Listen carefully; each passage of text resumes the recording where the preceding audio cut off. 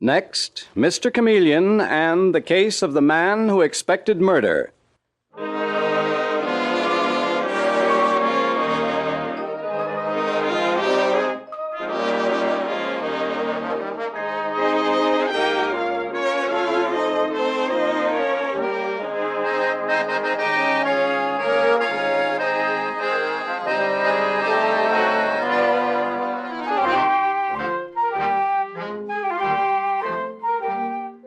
Tonight, we again present the famous Mr. Chameleon of Central Headquarters in his most famous cases of crime and murder. Mr. Chameleon, as all of you know, is the famous and dreaded detective of Central Police Headquarters who frequently uses a disguise or impersonation to confuse the criminals he is tracking down. In tonight's case, he appears in a particularly clever disguise which the audience will at all times recognize. Tonight, we give you Mr. Chameleon in The Case of the Man Who Expected Murder.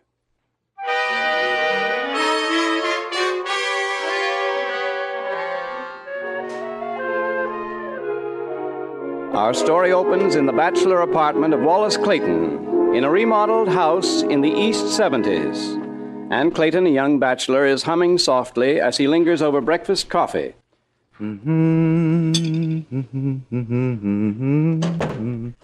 Who's that, Myrtle? You're late for work. I told you I wanted the apartment put in order early. What are you doing here? Get away from me. And two of you. I was afraid that one of you was coming to see me, but not both of you. What are you doing? Put that razor away. You can't kill me like this. You can't.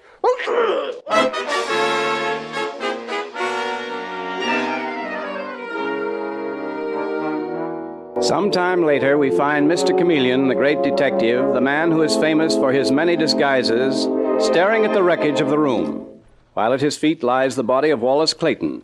And Chameleon says to Detective Sergeant Dave Arnold, "A horrible sight. Clayton must have put up a terrific fight." And he didn't stand a chance, Mr. Chameleon. Look at him. His throat cut from ear to ear. There must have been two of them, Dave. One of them held him while the other slashed his throat. This is the young man who was the darling of cafe society, spent money like water. Well, what did he do? Where did he come from? That I don't know, Dave. He was continually being photographed with beautiful women. Showgirls, models, even society. Dave. Yeah? Here, look at this. What is it, Mr. Chameleon? It's a letter. Kept it in an inside pocket. It's written on the envelope, "To be opened in the event of my sudden death." You mean he knew it was coming? Looks like it, Dave. Let's see what it says. "I intend to place this in my safe deposit box. If anything should happen to me, even if it looks like an accident or suicide, it probably is murder. Question my fiancée, Louise Loring." Signed, Wallace Clayton. Louise Loring? Isn't she the girl who's gotten herself engaged to half a dozen different men? Yes, another member of cafe society. Dave, you stay here until the coroner and the photographers get here. I'm going to pay a call on Miss Louise Loring.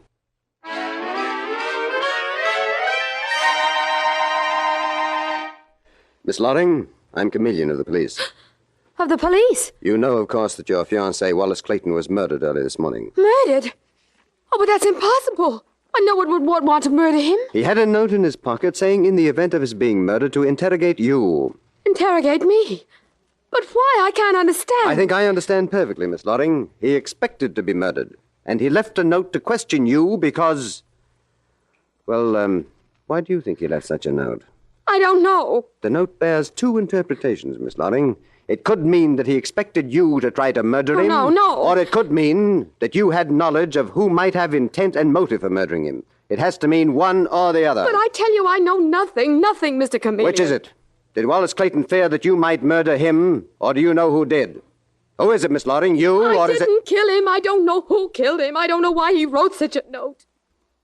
You can question me all day, and I'll still say I don't know. Wallace Clayton was sane, wasn't he? He was your fiancé. He wrote this note saying to question you. Now, why? Why did he do this? Wallace wasn't my fiancé. Not really.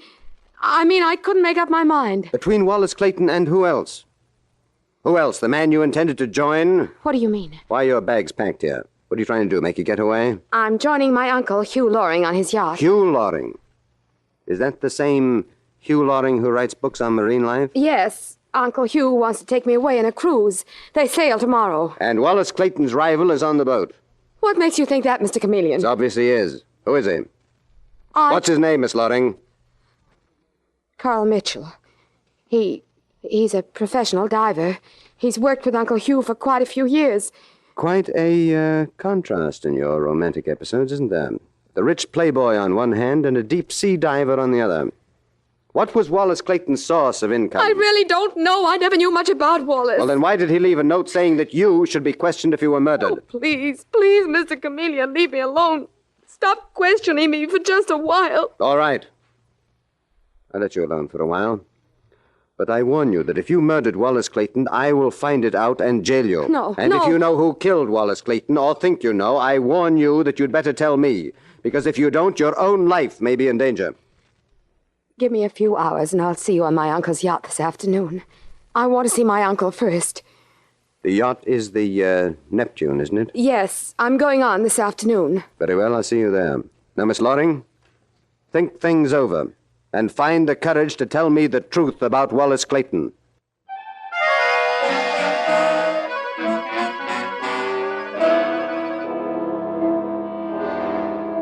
Later that day, Mr. Chameleon boards the magnificent yacht, the Neptune.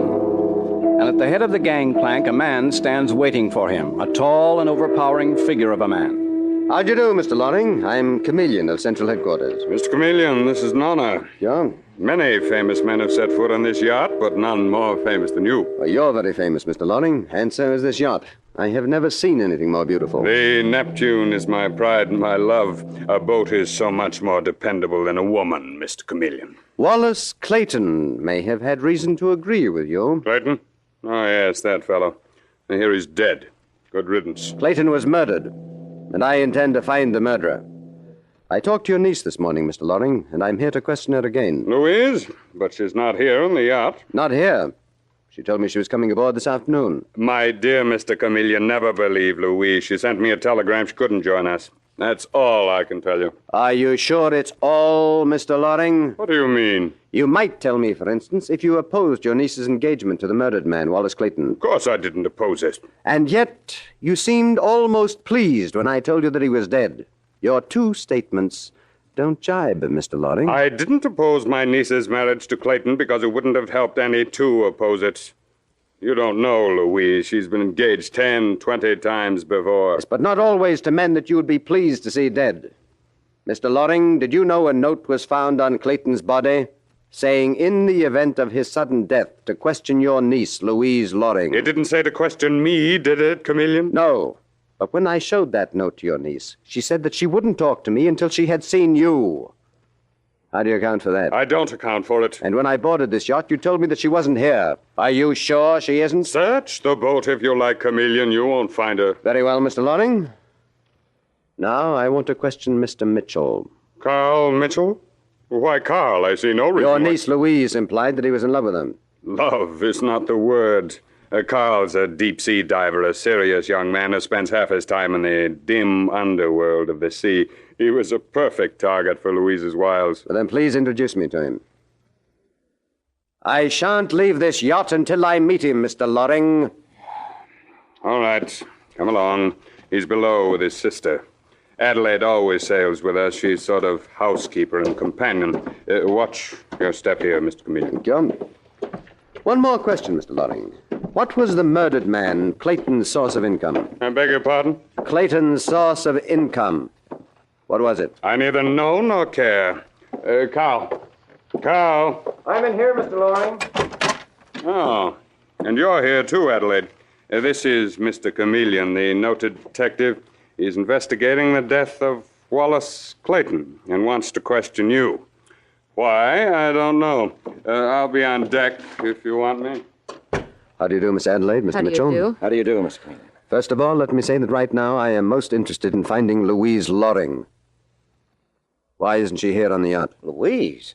Well, she is. At least she's coming. She's sailing with us tomorrow. Her uncle, Mr. Loring, claims she notified him that she was staying in New York. Good. I'm delighted that Louise isn't coming with us. Adelaide. It's true. And if you want to know where to find her, Mr. Chameleon, look in the waterfront cafes. That's where she goes, she and her fancy friends. To Benny's and the Anchor and Mast and places like that. I take it, Mr. Mitchell, that your sister doesn't approve of your interest in Louise Loring. Well, Adelaide doesn't understand Louise. Well, sisters often don't understand girls their brothers are in love with. Sisterly jealousy. I jealous of Louise? How ridiculous. While we're speaking of jealousy, Mr. Mitchell, were you by any chance jealous of Wallace Clayton? Why should I have been, Mr. Chameleon? Louise told me that you were in love with her. That would be your reason, wouldn't it? Well, I wasn't. That's strange. Let's go to the next thing. What was Clayton's source of income? Have you any idea where he got his money? Clayton? No, Louise simply said he had money, independent means. Yes. So independent that so far we haven't found... Who uses an old-fashioned razor around here? Old-fashioned razor? I see one in that dressing room. Huh?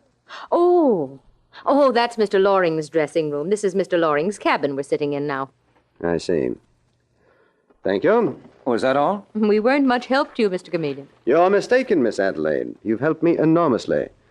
By the way, this yacht won't be allowed to sail tomorrow. Well, why should we be held here? Because all of you are connected with the murdered man, Wallace Clayton. But, Mr. I'm Chameleon, sorry, but I repeat, you can't leave. And this yacht can't leave.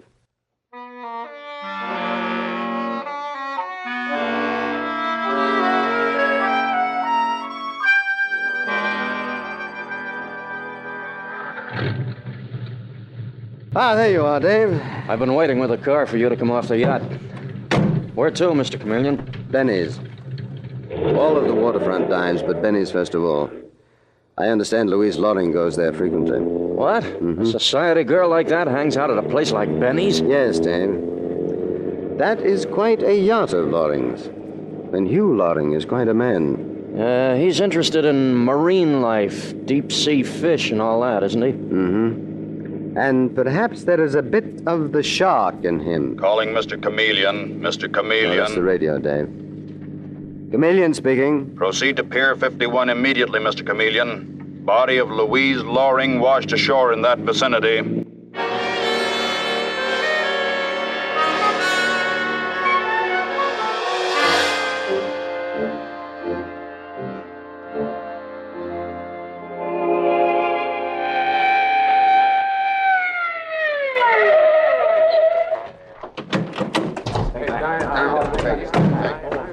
All right, keep back there, keep back. Hello, Mr. Chameleon. Hello, Detective Foley. When this happened? She was seen about 20 minutes ago, sir. Her body was bumping against a pier here. Mr. Chameleon, do you see how she was murdered? I do. Louise Loring's throat was cut with an old-fashioned razor. Dave, Benny's place is 2 blocks from here. Yeah, that's right. Come along. We'll see what Benny has to say about this.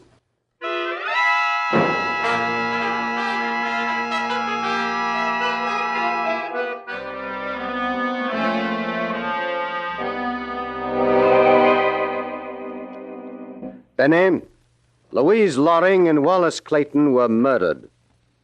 It's a known fact that Miss Loring came to this place. What do you know about it? I don't know a thing, Mr. Chameleon. Lots of society people come here. They like the local color. Benny, when was Miss Loring last in here? Let me think.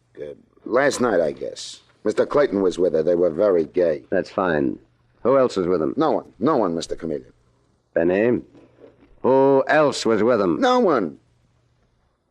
Except her uncle, Mr. Hugh Loring. Oh, no one except her uncle. And what was he doing here? Said he didn't like Wallace Clayton. Benny, why does Hugh Loring come here? Why does he come here? Mr. Chameleon, I don't know nothing about this. You can't pin anything on me. This cafe of yours is a hangout for some pretty shady characters. Why does Hugh Loring come here? Just on business, Mr. Chameleon. Sometimes I get him crew members for that yacht of his. Mr. Chameleon, here comes someone. Speak of the devil, Dave. It's Hugh Loring himself, Louise's uncle. Dave, come on. We'll get out of sight. Benny, I warn you, you'd better play along with us. Yes, Mr. Chameleon. Benny? Good afternoon, Mr. Loring. Good afternoon. Hardly good. I was just informed that my niece was murdered. Yeah, I know. It's terrible. How do you know? Have the police been around? Yeah.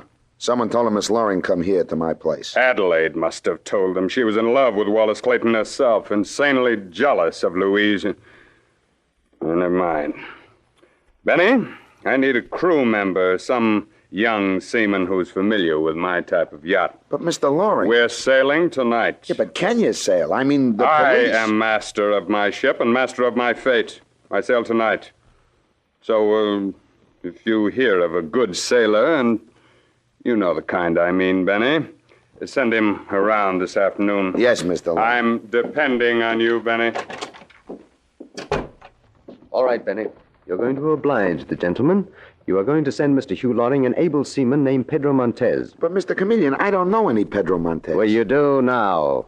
I am going on that boat disguised as Pedro Montez, recommended by you. Which means, of course, that Pedro Montez is a shady character, too. Dave, come along. Okay, Mr. Chameleon. So long, Benny. Goodbye, Mr. Chameleon. Good luck. Mr. Chameleon, you're taking an awful chance if Benny's in with that outfit. You told him about your disguise. He may betray you. I'm well aware of that, Dave. But I've got to be on that yacht when she sails tonight. I have a feeling that not only is there a double murder involved, but that the yacht itself is being used more for crime than for pleasure.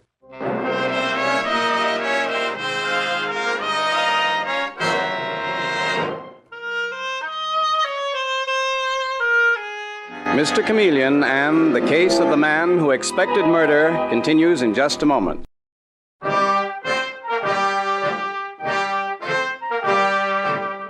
And now back to Mr. Chameleon and the case of the man who expected murder.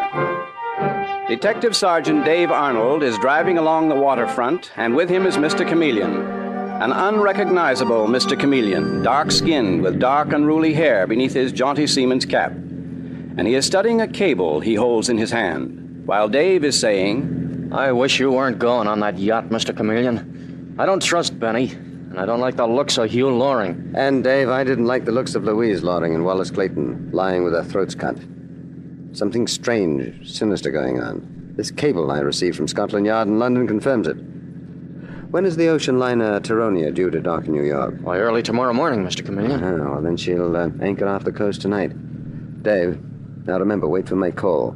They have a ship-to-shore telephone on the Loring yacht. Mr. Chameleon, they shouldn't be allowed to sail in the first place. They wouldn't be allowed to sail ordinarily, but I want them to sail with me on board in my disguise as Pedro Montez, an ordinary seaman. Calling Mr. Chameleon, car 624, Mr. Chameleon. Yes, this is Chameleon. The Commissioner of Police wants to speak to you. Okay.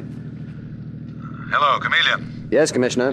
Now, look, I've decided I don't like this. I mean, you're going on board that Loring yacht completely unprotected. Well, but Commissioner... Now, let me stop them from sailing. Commissioner, if we do, we may never have another chance to spring the trap on them. Let me use my own judgment about this. You're in great danger, Chameleon. I know that, too. Well, all right. Go to it, and good luck. Thanks, Commissioner.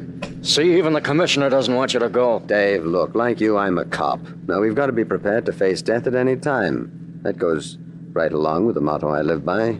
The innocent must be protected and the guilty must be punished. And you can add to that, and death must be faced if necessary. Well, there she is. There's the yacht over there. Uh-huh. Magnificent yacht, I'll say that for her. And it won't be long before she acquires a new crew member.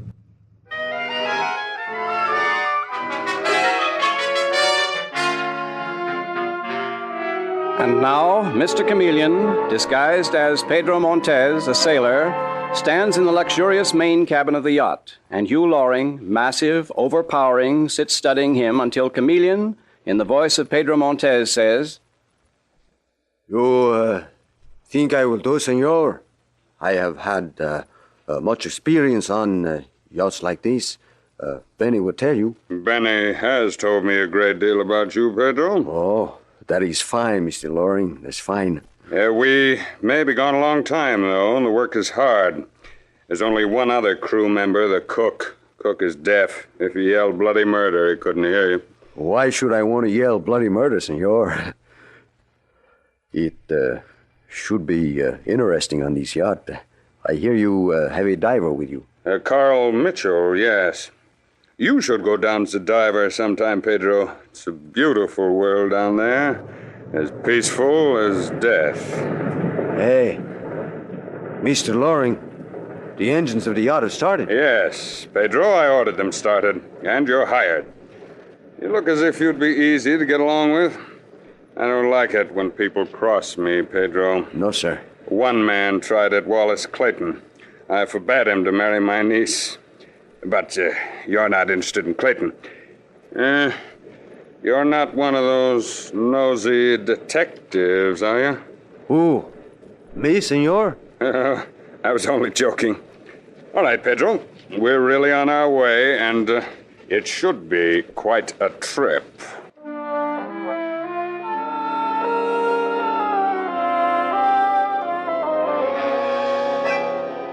And now, later, much later, in the cabin of the Loring yacht, we find Mr. Chameleon furtively talking to Detective Sergeant Dave Arnold on the ship-to-shore telephone.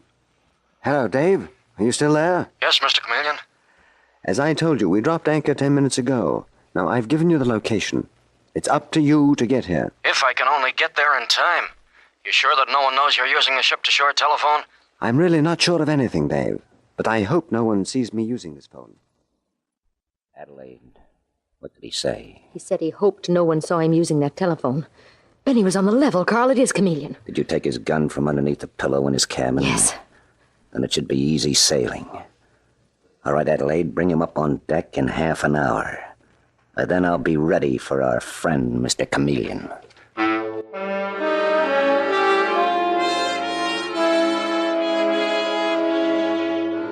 And in half an hour, Mr. Chameleon, still disguised as Pedro Montez, follows Adelaide Mitchell up on deck. And he is saying, Miss Adelaide, why you are taking me up on the deck? I want to show you something I thought might interest you, Pedro. Why? Is anything wrong? I just lose something in my cabin, Miss Adelaide. Cannot understand it. I hid it under the pillow. What did you hide under your pillow? Nothing important. Hey, Miss Adelaide, what is that light in the water? We use that light for night diving. My brother's coming up now. You mean he's been going down into the sea? Mm-hmm. Hey, look at him, will you? He looks like a monster in that, what is that? A diving suit. All right, Carl? Yes, Adelaide. How was it, Carl? Is the equipment in working order? Seems to be, Mr. Loring. I picked up a little memento on the ocean bed, another $10. You and your tin boxes, Carl. It's very odd. You just cannot come up without bringing something with you. Mr. Loring, here's Pedro. Pedro, how would you like to make a living the way Carl does, going down into the depths of the sea? Would you like that? No, sir. Oh, you should try it, Pedro. Come along, put on my diving suit. You'll find it very interesting. No, Mr. Mitchell. Go on, Pedro. No, Miss Adelaide. Didn't you hear us saying, go on? Yes, I will not do it. But, Pedro, we expected you to break in as diver. That was understood when we took you on as a member of the crew. Carl said he talked to you. Well, Mr. Mitchell was lying. You see, Mr. Loring, I refused to go down because I know perfectly well that I would never come up. Oh, but that's fantastic. Oh, wait, you used another voice. I did, Mr. Loring. That voice sounds familiar. Yes, it should. I'm Chameleon the cop of Central Police Headquarters, as Carl and Adelaide Mitchell know. Mr. Chameleon. Oh, Mr. Chameleon. Why, you can't be. But you are. What do you mean Carl and Adelaide knew? They know who I am, Mr. Loring. They intended to murder me as they murdered your niece and Wallace Clayton. Mr. Loring, this man, he must be out of his mind. Good heavens, sir, you surely wouldn't believe such a thing. Well, you better believe it, Mr. Loring. If you don't, they'll kill you after they finish with me. But, Mr. Chameleon... They've been using this yacht of yours as a means of smuggling valuables into the country. And they have also been using you, making a fool of you. What? Don't listen to him. They've smuggled all sorts of valuables, jewels, stolen securities, and the method was very clever. The valuables were placed in tin boxes and dropped over the side of incoming ships. And then Carl Mitchell would retrieve them from the ocean bed. No, I won't believe it. Carl and Adelaide criminals hoodwinking me? No. Why, of course not, Mr. Loring. Now, this tin box, for instance, there's nothing in it. Oh, yes, there is. The biggest haul you ever made, Carl Mitchell. Gold. Gold stolen from England, from the Bank of Northampton. And there are more boxes down where this one came from. I had a cable today from Scotland Yard about it. Gold? And that is why your niece was murdered, Mr. Loring. She and Wallace Clayton were members of this smuggling ring, but they wanted to get married. They wanted to pull out. Adelaide and Carl Mitchell didn't dare let them go, so they killed them. Mr. Loring, you mustn't listen to him. Right now, they don't dare touch you. You have a gun on you. 2. I always carry 2. Well, then give me one of them. Mr. Loring, you'd be giving your gun to a madman. Carl Mitchell, do you deny that there is stolen gold in that box? The box you just retrieved from the bottom of the sea? Why, of course I deny it. Well, then you and your sister can't possibly mind if I take up this box and throw it overboard. No! Put that down, Chameleon! Put that gold down. I'll kill you. I'll kill you. Carl! Carl, put away that razor. Not a chance. I'll slash Chameleon's throat the way I did the others. And he hasn't got a gun. We took it from his cabin. I let you take it. I wanted you and your sister to think that I was unarmed, but I'm not. I always carry a spare just in case. Put your hands up, Carl Mitchell. Adelaide! Oh, no, you don't, Adelaide. Put down that gun or I'll kill you. I got a gun, Mr. Loring. The dirty crooks thinking they could use me in my yacht. I thought you'd see it that way, Mr. Loring. All right, Adelaide, Carl. Stand over against the rail. There's a Coast Guard cutter coming, and they'll take us back to New York. I arrest you both for the murders of Louise Loring and Wallace Clayton, and for heading the cleverest smuggling ring that has operated along these shores.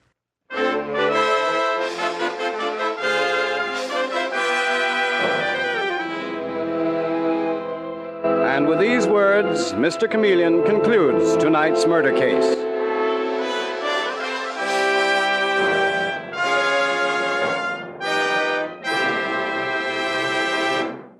The part of Mr. Chameleon is played by Carl Swenson, with dialogue by Marie Baumer from the original story by Frank and Ann Hummert. Music directed by Victor Arden. Your announcer is Howard Claney.